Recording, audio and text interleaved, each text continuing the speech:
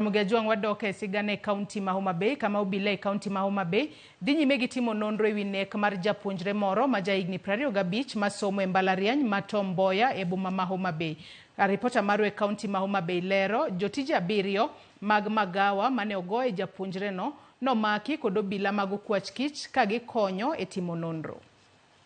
Japuonjre Paul Sunday mani hike mar 4 e mbalariany ma Tom Mboya e boma ma Homa Bay ne otho e yo moro magalagala kale pod obila yango ne ogoye e magawa ni kendo giko ne oduogo wito ngimane e kar thieth ma Homa Bay kama ne oringe kode. Wacho ni japuonjre no oringo modhi e magawa no duk bang' kane oselonyo lepe kama ikoni ne ochako toyo gik moko e magawa no. Gino mano miyo jotije mane ni kanyo gi e kinde no ne ochako rodhe ma ochwe tweye gi tol kata kamano ne oduogo wito ngimane kaluwore kod rem mane en go. Oringo kodhi nyaka Junction.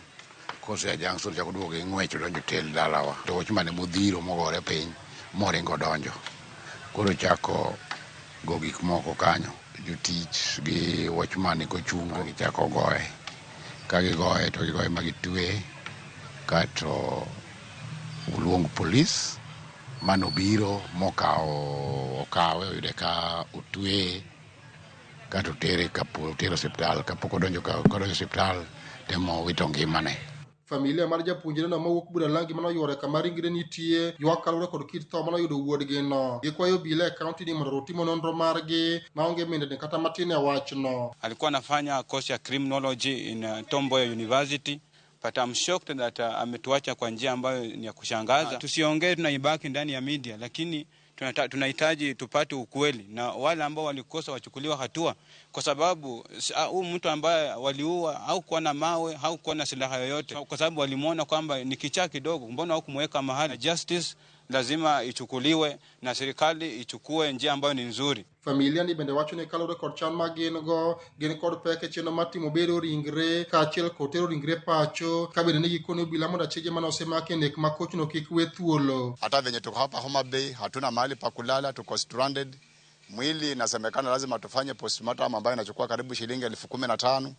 Transport ya mwili kutoka hapa kwenda Budalangi kule Port Victoria karibu shilingi 25,000. Na hata naomba vijana ambao walishikwa na hawa mama ambao wameshikwa ambao korokoroni, tafadhali wasitolewe, na nimetoka DCI, nimeshapewa kila kitu.